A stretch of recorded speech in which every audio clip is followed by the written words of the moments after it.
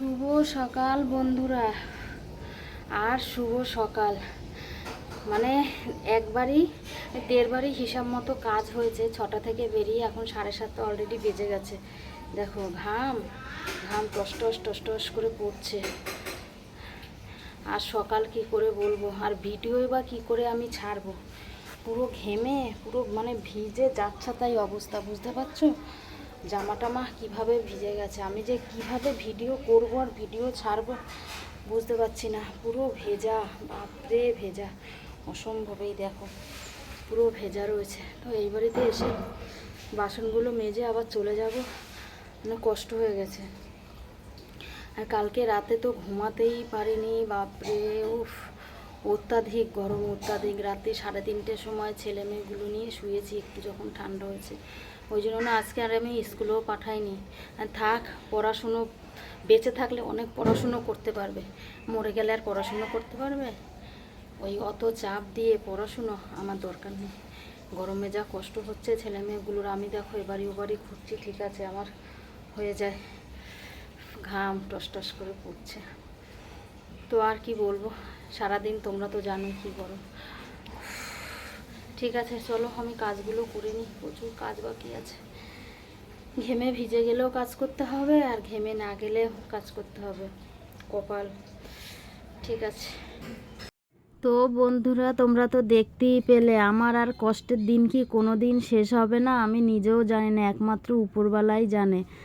তার হাতেই সব কিছু। আর আমার ভাগ্যে যে কি কি লিখে দিয়েছে সেটাও আমি জানি না, বিশ্বাস করো। এত কষ্ট আর নিতে পারছি না, গরম যেমন তেমন, কিন্তু মানে কি বলতো, সেই মনের দিক থেকে যেন সেই শান্তিটা আমার চলে গেছে। তাও সবার মধ্যে থাকি, হাসি ঠাট্টার মধ্যে দিয়েই কাজ করি, কিন্তু ঘরে আসলে না সেই একাকিত্ব বোধ করি। আর এখন তো জানো আমরা শর্ট ভিডিও ছাড়ছি না, ছেলে মেয়ে নিয়ে একটা সেই আগে শর্ট ভিডিও করতাম 3জনে মিলে, একটা হই হুল্লোড়, সেটাও করতাম আমরা, এখন সেটাও করছি না। তো যাই হোক, ওই তখন এসেছিলাম বাড়িতে চানের জন্য। আর সকাল থেকে যে চুলটা যে ঠিক করে আঁচড়াবো সেই সময়টুকু পাই না। কি ভাবছো দিদি এখন সময় পেয়েছে? না, এখন সময় পাইনি, এক্ষুনি আবার কাজে বেরিয়ে যাব। আমি ভাবলাম না, চুলটা একটু আঁচড়িয়ে নিই, চুলটা তো 12টা বেজিয়ে গেছে। এখন এতটাই কাজের চাপও বেড়েছে, মানে চুলেরও আর যত্ন নিচ্ছি না, নিজেরও আর যত্ন নিচ্ছি না, মানে কেমন যেন একটা আমি হয়ে গেছি। আগে দেখো কত সুন্দর সেজে গুজে শর্ট ভিডিও করতাম, এখন কেন করছি না জানো তো? সত্যি কথা বলতে মনের দিক থেকে না খুব একটা ভালো নেই, আছে মানসিক দিক থেকে এমনি একটু ভুগছি ভেতরে ভেতরে। আর এইদিকে তো মেয়ে অনেকগুলো জামা কাপড় কেচে নিয়ে এসেছে রাস্তার কল থেকে, তো সেইগুলো আমি বললাম যে তুই আমার কাছে দে, আমি ওগুলো রোদে দিয়ে যাই, তাহলে কি বলো তো বেশিক্ষণের মধ্যে আর টাইম লাগবে না, একটুখানির মধ্যেই শুকিয়ে যাবে, সে বিকেল পর্যন্ত আর ফেলে রাখতে হবে না। তো ও কেচে কেচে এনে দিচ্ছে, আর আমি দেখো একটা উল্টো জামা পরে বসে রয়েছি। তোমরা বুঝতে পারছো এটা কি উল্টো জামা? আমি এই জামাটা যখন আমি আবার চান করব বৌদিদের বাড়িতে, তখন আমি দেখছি জামাটা উল্টো পরে বসে রয়েছি, মানে সেই বোধটুকু আমার নেই আসলে। এত কাজ এতই, আর এই যে চুলটা আঁচড়াচ্ছি, বাইরে রোদ পড়েছে, চুলের জলটাও শুকিয়ে যাবে, সেই তো একভাবে ভিজেই থাকবে, হয় বেনুনি করে রেখে দেবো, নাহলে ক্লিপ আটকিয়ে রেখে দেবো, তো এইভাবেই চলে। আর যা বললামই তো তোমাদের, যা গরম, তার মধ্যে হয়নি রাতে ঘুম, শরীরটাও ম্যাজ করছে, তাও তো কাজে বেরোতে হবে, 8 বাড়ির কাজ, 4টিখানি ব্যাপার, মানে সেই সকাল থেকে শুরু হয়, সকাল 6টা থেকে আমার শুরু হয় কাজে, আমি শুরু করি, মানে শেষ হতে হতে কোনো টাইমের ঠিক নেই, কোনো দিন 2:30টার মধ্যেও হয়ে যায়, কোনো দিন 3টে 3:30ও বেজে যায়। কি বলো তো, সব দিন তার সমান বাসন থাকে না। মেয়ে আবার এসে দুষ্টু করে গেল, ওই যে আরও সব মানে ও অল্প অল্প করে আর কি ধুয়ে এনে দিচ্ছে, আর আমি সেই মতো আর কি শুকোতে দিয়ে দিচ্ছি।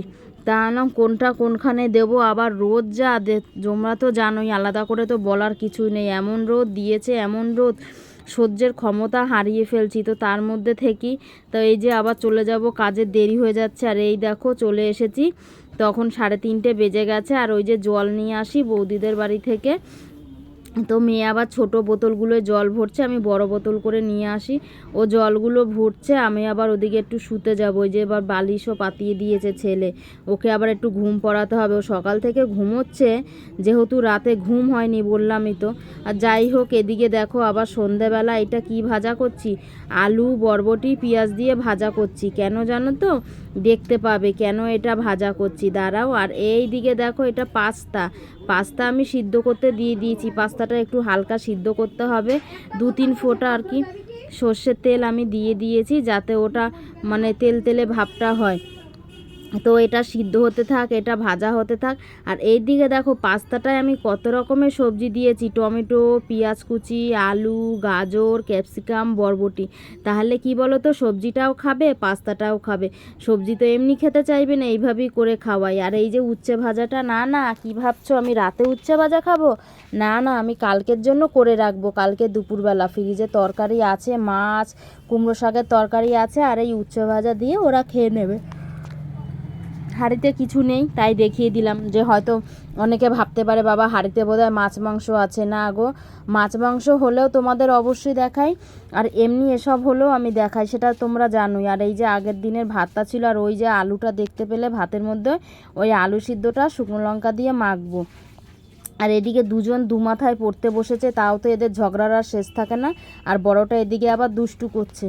আর আমার রান্না করতে করতে মানে আর ভালো লাগছে না, এত অস্বস্তি লেগে যাচ্ছে। তা আমি আবার গিয়ে আবার একটু শুয়ে পড়বো। আমি ছেলেকে বলছি বাবু সর, আমার খুব অস্বস্তি লাগছে।